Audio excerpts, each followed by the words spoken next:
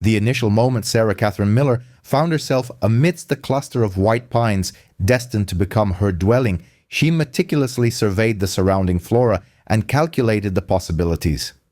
It was the month of October in the year 1848, and the Land Office for the Wisconsin Territory had just unveiled a new parcel designated for homestead acquisitions. Sarah had undertaken a journey lasting 3 weeks by wagon, departing from her sister's abode in Ohio. She was accompanied by her 7-year-old daughter, Emma, their meager belongings, a legal document entitling them to 40 acres of woodland, and a strategy that most deemed utterly imprudent. One cannot construct a dwelling within a pine grove, the land agent had advised her. The land must first be cleared. That is the established procedure. However, Sarah had observed the prevailing methods throughout her life and discerned that common sense frequently prioritized custom over genuine sagacity. She now stood in the heart of the grove, Emma's diminutive hand clasped in hers, gazing upwards. 8 majestic white pines formed a rough circular arrangement, their trunks as broad as barrels, soaring to a height of 50 feet before their initial branches unfurled. The trees were spaced between 12 and 15 feet apart, sufficiently close to offer protection from the elements, yet adequately separated to permit circulation and the ingress of sunlight. "Mama?" Emma breathed, awestruck by the vastness reminiscent of a cathedral. "They are already like walls." Sarah tightened her grip on her daughter's hand. "That is precisely what I was contemplating." This was the insight Sarah possessed that eluded others. Those 8 trees represented a significant investment of labor already completed. To clear this grove would necessitate weeks of hazardous toil, felling trees that posed a considerable threat of fatality and uprooting stumps that seemed stubbornly anchored to the very core of the planet. And for what purpose? To erect walls that would simply replace the natural windbreak that had just been dismantled. The arboreal arrangement was almost flawless. The trunks on the northerly and westerly aspects, the directions from which the harshest winter winds emanated, were positioned closest together. The easterly orientation featured a natural aperture that would permit the morning sun to penetrate. The southerly side gently opened towards a small rivulet barely discernible through the dense undergrowth. Sarah had acquired her knowledge of trees from her father, a man who had served as a timber surveyor. She was intimately familiar with the white pine, its grain straight, its wood amenable to working, resistant to decay, and plentiful within this territory. She recognized that these particular specimens were of ancient growth, likely having stood for 2 centuries, implying they had withstood every tempest Wisconsin had to offer. More crucially, she understood the principles of log cabin construction. Her late husband Thomas had been a builder before the cholera illness claimed him, and she had been his constant assistant. She knew the techniques for notching logs, sealing gaps, erecting walls, and installing a ridgepole. She had steadied timber while he worked, blended clay and moss for chinking, and shaped wooden shingles for roofing. What she had never undertaken was the construction of a cabin entirely on her own, yet she had never truly had a choice. The calculations were stark and unforgiving. Winter was merely 6 weeks away. She possessed sufficient funds for provisions, but not for hired labor. She had acquired knowledge, but lacked the requisite physical strength. She had a 7-year-old daughter who required shelter before the onset of snowfall, and she had 8 perfectly situated trees, resembling the skeletal framework of a structure awaiting its flesh. "Emma," Sarah stated, her gaze still fixed on the pines, "what if we built the cabin right here, within this very circle?" Emma surveyed the grove, her mind mirroring her mother's practical disposition. "The trees will shield us from the wind. Yes, and we won't have to cut them down." "We won't." "But Mama, how will we construct walls between the trees?" Sarah offered a measured smile. And commencing the subsequent day, she dedicated that initial period to planning, while Emma diligently gathered tinder. Sarah traversed the circular perimeter using a knotted rope marked at 1-foot intervals, a surveyor's instrument her father had instructed her to fashion, to measure the distances between the trunks. She identified which trees stood the most upright, which occupied the most advantageous positions, and which intervals would be easiest to bridge. The cabin would be modest, measuring 12 feet by 14 feet, but that was all they required. The northerly wall would span the 11-foot gap between two trees. The southerly wall would cover 14 feet. The easterly and westerly walls would connect these. She would construct the actual log sections within these spaces, utilizing the trees themselves as the foundational corner supports. This approach was unconventional and demanded meticulous measurement and bespoke crafting, yet it would conserve weeks of effort and provide them with something a conventionally cleared land cabin could not: a structure already reinforced by trees that had persevered for 2 centuries. Sarah was fully cognizant of the inherent risks. Erecting a dwelling between living trees meant acknowledging their continued growth, their sway in the wind, and their response to the changing seasons. Her walls would need to accommodate this inherent dynamism. She would have to leave deliberate clearances, employ pliable chinking materials, and avoid constructing anything so rigid that it would fracture when the trees moved during storms. Yet she also recognized the considerable advantages. The trees would intercept the wind before it assailed the cabin's walls. Their extensive root systems would prevent soil erosion around the foundation. Their leafy canopy would deflect snow and rain, diminishing the load upon the roof. During the summer months, they would provide shade, maintaining a cool interior within the cabin. Most significantly, those 8 trees represented a structural integrity that would incur no direct cost. Each tree trunk served as an effectively massive corner post, perfectly vertical, deeply anchored in the earth, and possessing greater strength than any timber she could procure and erect herself. The arithmetic of labor was compelling. Clearing the grove would consume 3 weeks of perilous work.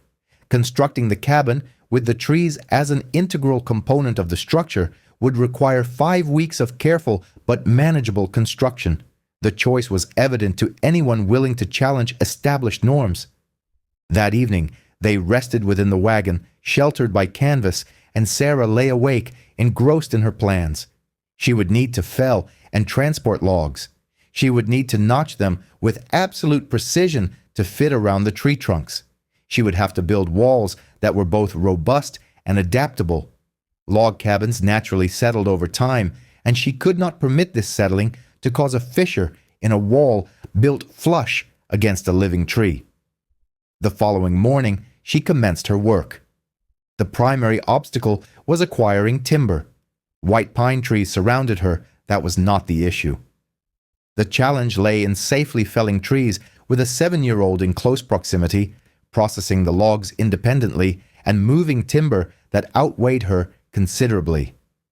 Sarah selected her trees with great care, seeking out what her father had termed widowmakers, trees that were already deceased or dying, standing timber essentially awaiting conversion to firewood.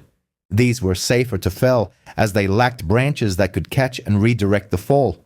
Furthermore, they were already seasoned, meaning they would exhibit less shrinkage after integration into the walls.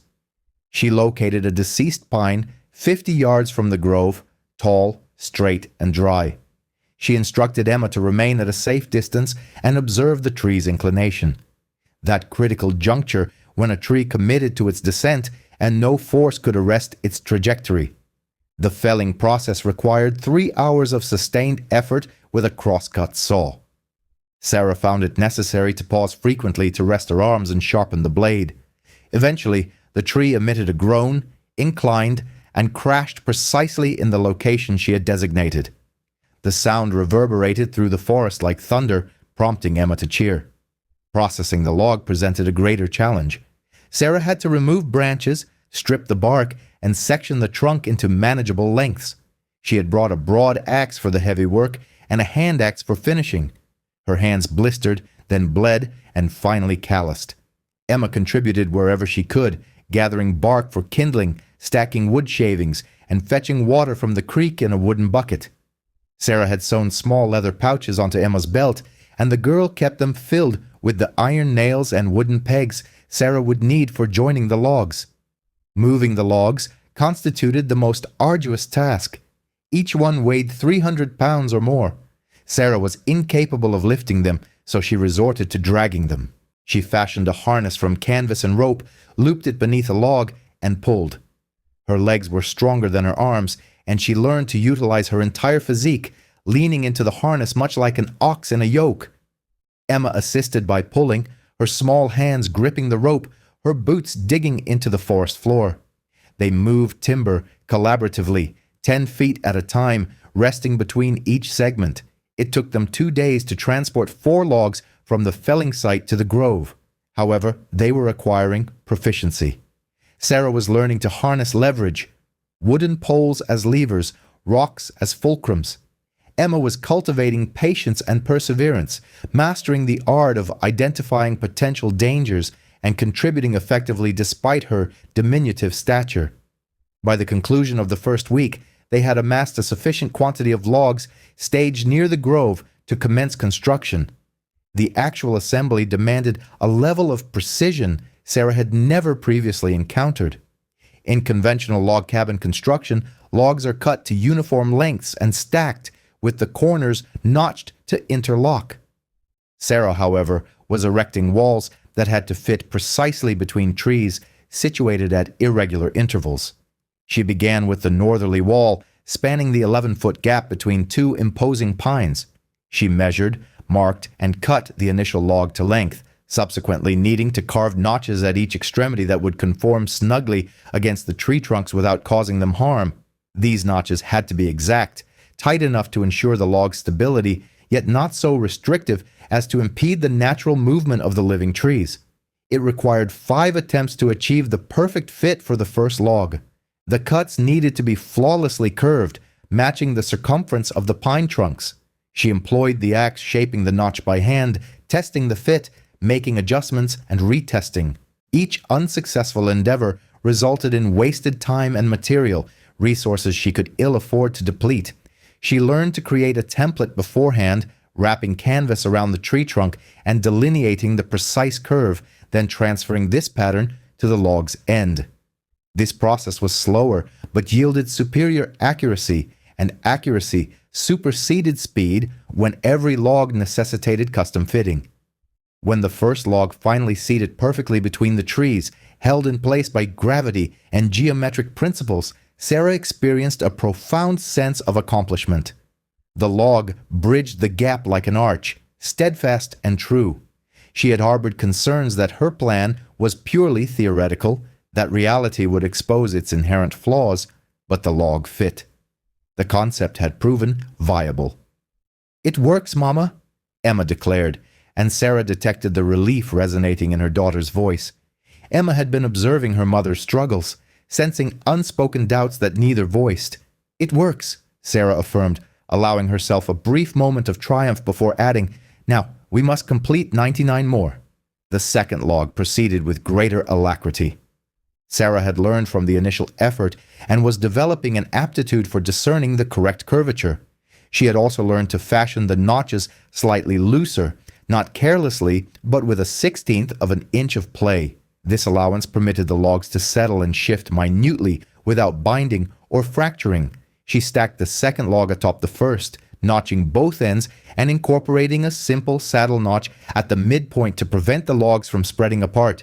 Traditional corner notches would have interlocked to resist spreading, but Sarah could not employ those. She had living trees serving as her corners. The midpoint notch was her devised solution, and it proved effective. By the third log, she had established a discernible rhythm: measure, mark, cut, fit, adjust, set. Emma became indispensable to the process, holding the measuring rope, marking positions with charcoal, and stabilizing logs while Sarah maneuvered them into place. The northerly wall grew incrementally, log by log. Following each addition, Sarah would step back to verify that it was rising plumb and level. A skewed wall would only exacerbate its imperfections as it ascended, and rectifying it later would be an exceedingly difficult task. The pine trees stood like patient sentinels, accepting their role as integral corner supports. Sarah had worried they might grow and split her walls, but she had researched this.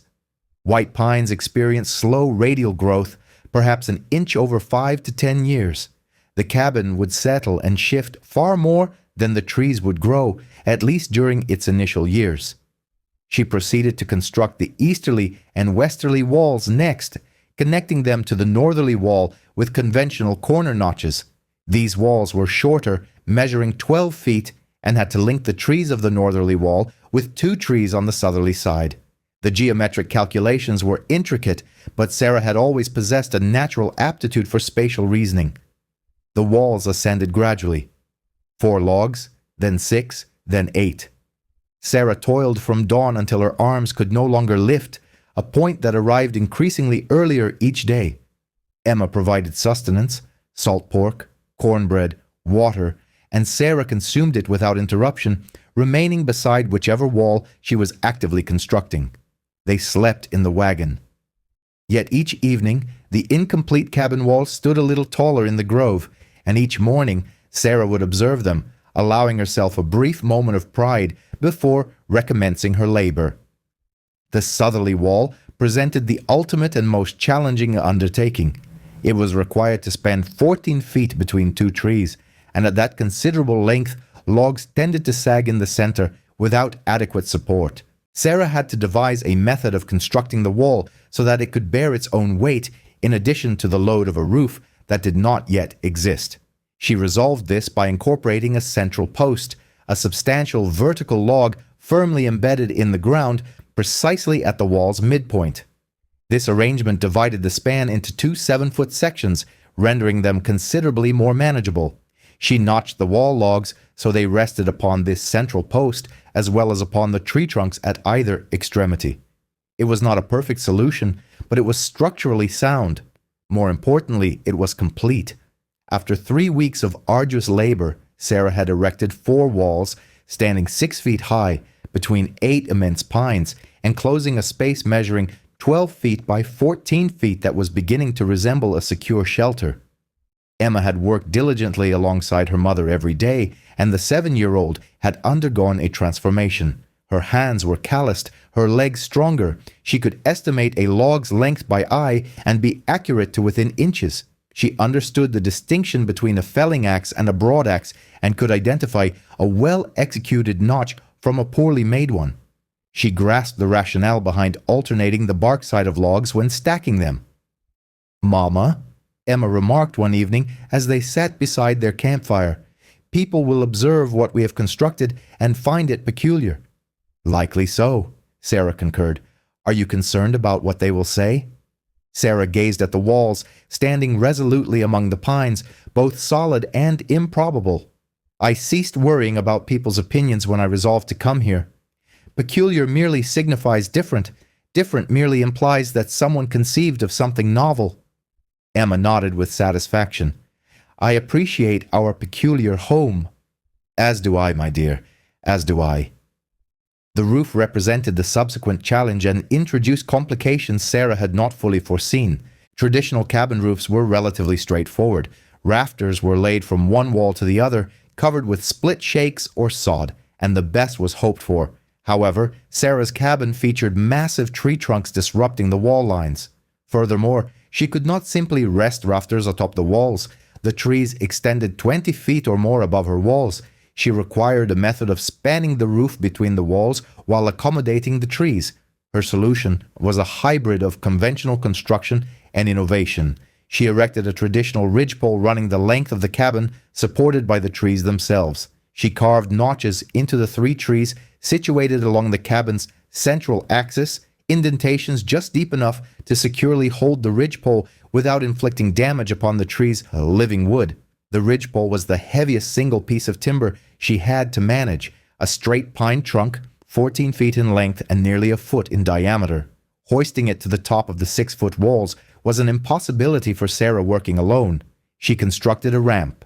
This undertaking required 2 days of labor, during which she fashioned a sturdy inclined plane from scrap logs and boards, extending from the ground to the apex of the northerly wall at a gentle gradient. Subsequently, she and Emma, working in unison, rolled and propelled the ridgepole up the ramp inch by painstaking inch until Sarah could maneuver it into its intended position. Securing it within the notches she had carved into the trees necessitated further problem solving. She was unable to simultaneously hold the heavy log in place while hammering. She needed gravity to cooperate with her, not oppose her. Consequently, she erected temporary supports, adjusting and readjusting them until the ridgepole rested precisely where she desired. When it finally settled into place, spanning the cabin with the 3 pine trunks providing stable support, Sarah sank onto a log and emitted a laugh born of sheer relief. "Why are you laughing?" Emma inquired. "Because it functions," Sarah replied, "and I was not entirely certain it would." With the ridgepole secured, the remainder of the roof construction became manageable.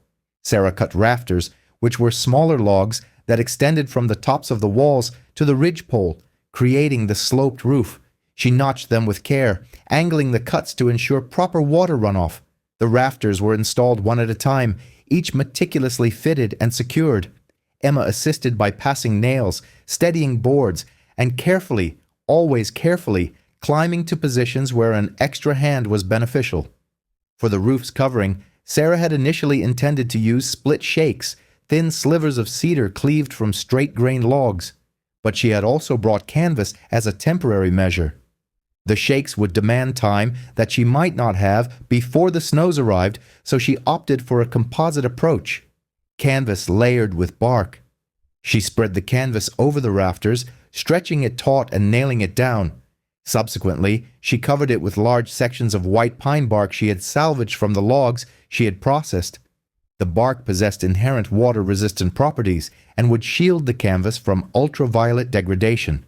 In the spring, she could replace it with appropriate shakes. While not aesthetically pleasing, it was functional. And when the first rain descended 2 days after she had completed the roofing, the structure held firm. There were no leaks. Water cascaded down the slopes and dripped from the edges. However, within the cabin, the earthen floor remained dry. Sarah and Emma stood inside during the downpour, gazing upwards at the roof, which was barely 6 inches above Sarah's head. The cabin was cozy, but not particularly spacious. They listened to the patter of water on bark and canvas, feeling walls surrounding them for the first time in weeks. "We have a home," Emma declared, her voice imbued with wonder. "We have walls and a roof," Sarah corrected gently. "Now, we require everything else." The everything else constituted a substantial list, and winter was drawing near. First, the chinking. The spaces between the logs needed to be sealed against the wind and cold. Sarah mixed clay from the creek bank with dried moss and grass, creating a plaster that she and Emma meticulously pressed into every crevice. The task was tedious and messy. They both concluded each day covered in clay, but it was an essential undertaking. Unchinked walls were merely ornamental, not functional. Second, a door. Sarah had brought hinges and had preserved her straightest boards for this specific purpose. She measured the doorway she had incorporated into the southerly wall, cut boards to the appropriate dimensions, and assembled them with crosspieces. The door was heavy and hung slightly askew. Her carpentry skills were utilitarian rather than refined, but it closed, latched, and could be secured from within. Third, a window. Sarah had made a concession and purchased one small glass pane, measuring 8 inches by 12 inches from the nearest town, located 40 miles away. She framed it within the easterly wall, carefully shaping the opening and fitting the glass. Though tiny, it would admit the morning light and afford them a view of the surrounding forest. Fourth, a fireplace. This was crucial for survival, and Sarah had been planning it from the outset. She had positioned the cabin such that the northwest corner, the coldest and most wind-exposed aspect, stood in close proximity to one of the largest pine trunks. She constructed the fireplace within that corner, utilizing the tree trunk itself as a component of the rear wall. She built the firebox using clay and stones gathered from the creek. The chimney presented the most intricate challenge. It had to ascend through the roof without igniting and had to draw properly, lest they succumb to smoke inhalation. Sarah constructed it from stones mortared with clay, making it as straight and tall as she possibly could. The initial fire served as a critical test. Sarah ignited kindling, observed the smoke ascending, and held her breath. The chimney drew effectively, and smoke exited upwards. The firebox radiated warmth into the confined cabin space. Emma applauded, and Sarah felt tears welling in her eyes, a mixture of relief and the sting of smoke. Fifth, a floor. The dirt floor had been adequate during construction, but winter demanded something superior. Sarah split logs into rough blanks, known as puncheons, and laid them side by side across the compacted earth. They were neither smooth nor perfectly level, but they were fashioned from wood, which offered greater warmth underfoot than frozen ground. Sixth, beds.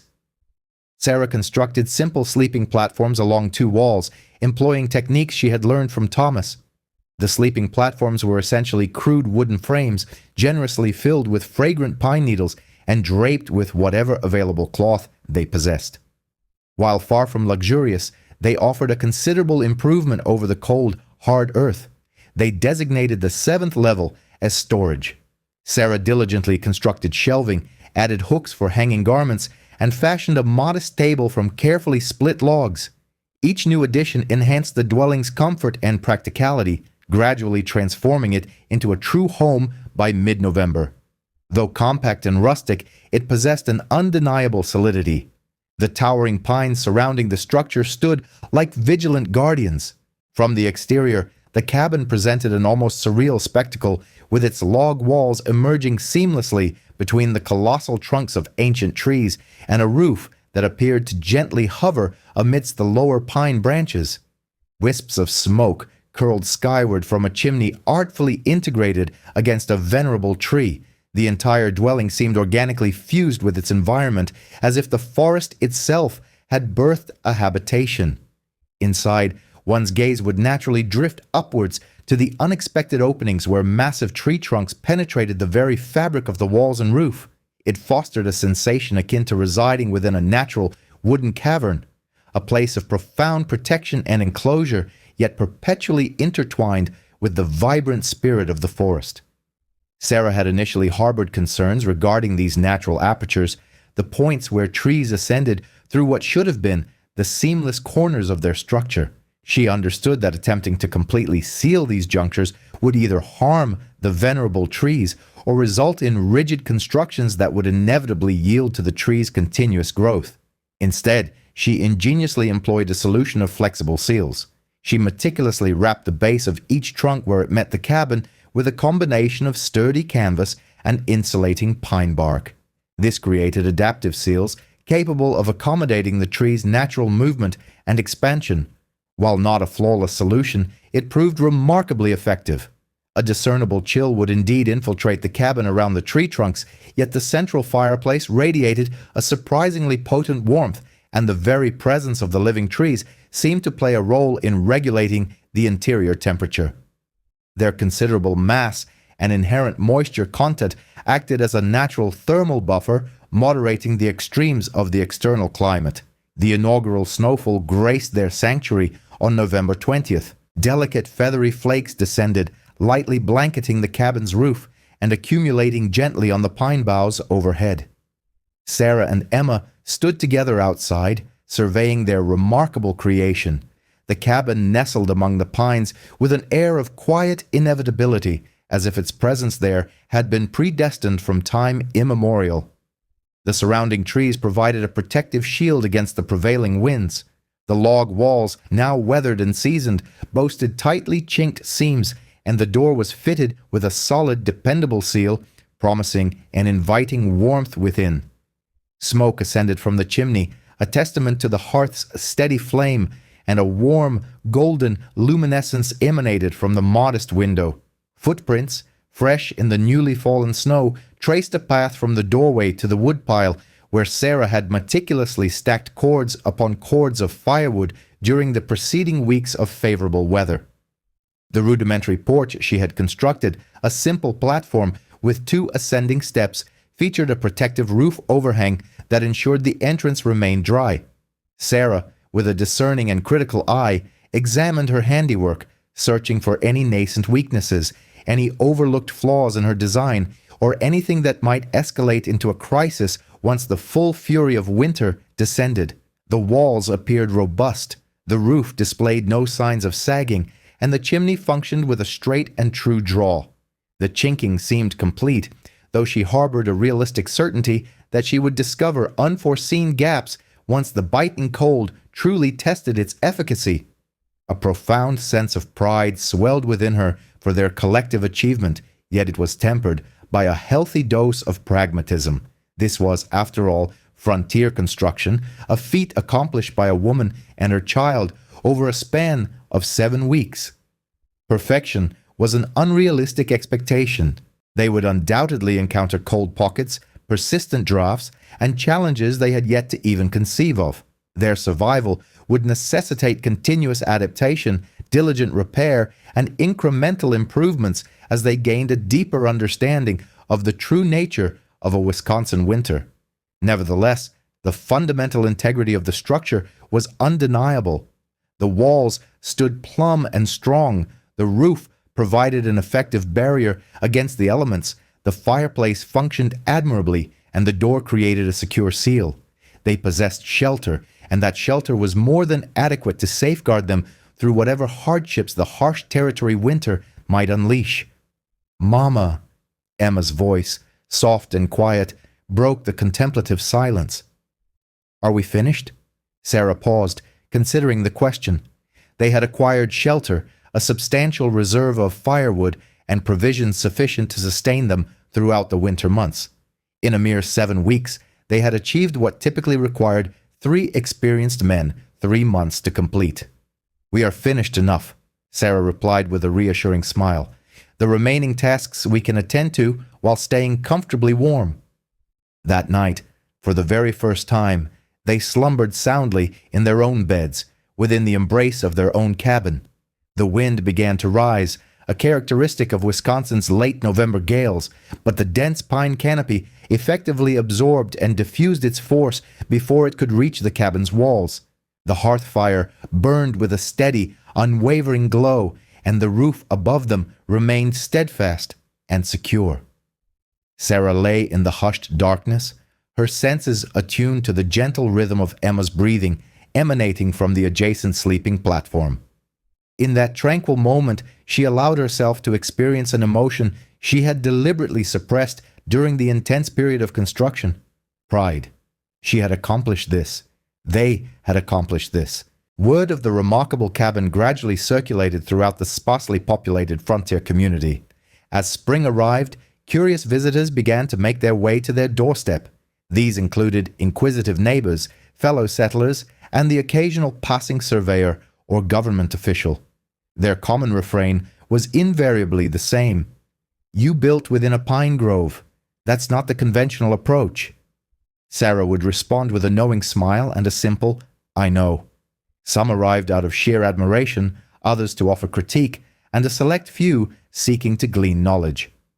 A Norwegian family, in the process of establishing their homestead approximately 10 miles to the north, approached Sarah for assistance in positioning their own cabin within a similar grove. She readily agreed, imparting her specialized techniques for notching around living trees, leveraging standing trunks as integral structural supports, and embracing the philosophy of building in concert with the forest rather than in opposition to it.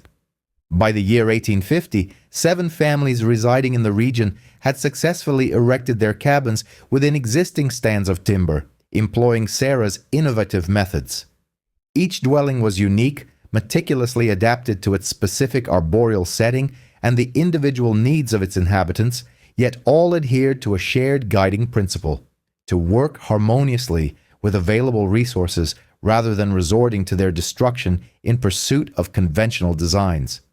Sarah's cabin evolved into a recognizable landmark, affectionately known as the Miller Place, or more poetically, the Cabin in the Pines. Travelers frequently utilized it as a navigational point, and surveyors diligently marked its location on their maps. Emma, under her mother's tutelage and through practical experience, matured into a remarkably strong and skilled individual. She absorbed lessons in construction and carpentry out of sheer necessity and repeated practice. By the tender age of 12, she possessed the proficiency to fell a tree, skillfully notch a log, and erect a sturdy wall. By 15, she was actively assisting neighboring families with their own building endeavors, earning valuable income that contributed significantly to securing their future prosperity. Sarah never remarried. She meticulously cultivated a small garden plot, exercising careful selectivity to preserve the very pine grove that provided such essential shelter for her home. She maintained a flock of chickens, cultivated a variety of vegetables, and successfully weathered the harsh winters that proved insurmountable for many less resilient households. She became recognized for her competence, her resourcefulness, and a touch of endearing eccentricity, the woman who had dared to construct a dwelling within a grove of trees when prevailing wisdom dictated it was an impossibility.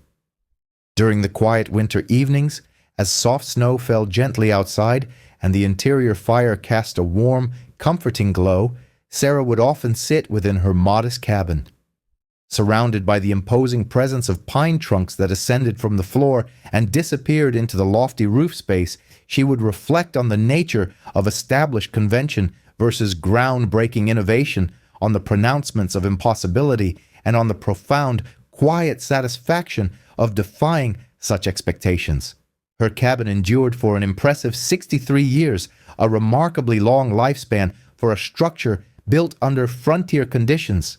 It outlasted numerous conventionally constructed cabins erected on cleared land, deriving its longevity from the very trees that many had advised her to remove.